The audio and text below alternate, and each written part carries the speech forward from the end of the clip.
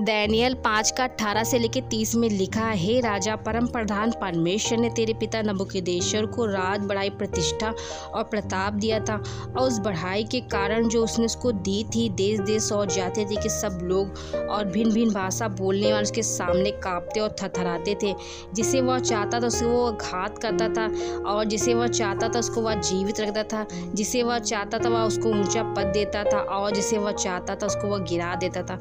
परंतु जब उसका मन फूल उठा, उसकी आत्मा कठोर होगी, यहाँ तक कि वह अभिमान करने लगा, तब वह अपने राज सिंहासन पर से उतर गया और उसकी प्रतिष्ठा भंग की गई। वह मनुष्य में से निकाला गया और उसका मन पशुओं सा और उसका निवास जंगली गधों के बीच हो गया। वह बैलों के समान घास चरता और उसका शरीर आकाश की ओस से भीगा करता था, जब तक कि उसने जान न लिया कि परम प्रधान परमेश्वर मनुष्य के राज में प्रभुता करता है और जिसे चाहता है उसी को उस पर अधिकारी ठहराता है। तो भी हे बेलशस्सर, जो तू उसका पुत्र है और ये सब कुछ जानता था, तो भी तेरा मन नम्र न हुआ, वरन तूने स्वर्ग के प्रभु के विरुद्ध सिर उठाकर उसके भवन के पात्र मंगवाकर अपने सामने रखवा लिए, और अपने प्रधान और रानियों और अकीरों समेत तूने उसमें दाख मधु पिया, और चांदी, सोने, पीतल, लोहे, कंठ और पत्थर के देवताओं जो न देखते हैं, न सुनते हैं, न कुछ जानते हैं, उनकी तू स्तुति की। परंतु परमेश्वर, जिसके हाथ में तेरा प्रण है और जिसके वश में तेरा सब कुछ चलना फिरना है, उसका सम्मान तूने नहीं किया।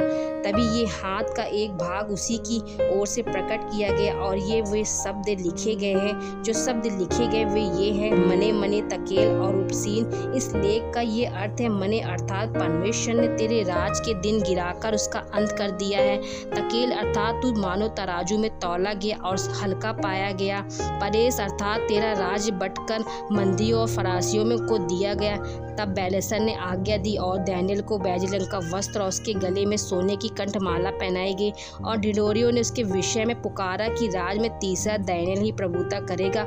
उसी रात कसादियों का राजा बेलशस्सर मार डाला गया, और दारामादी जो कोई 60 वर्ष का था राजगद्दी पर विराजमान हुआ। इस वचन के पढ़े और सुने जाने परमेश्वर आप सभी को आशीष दे। आमीन।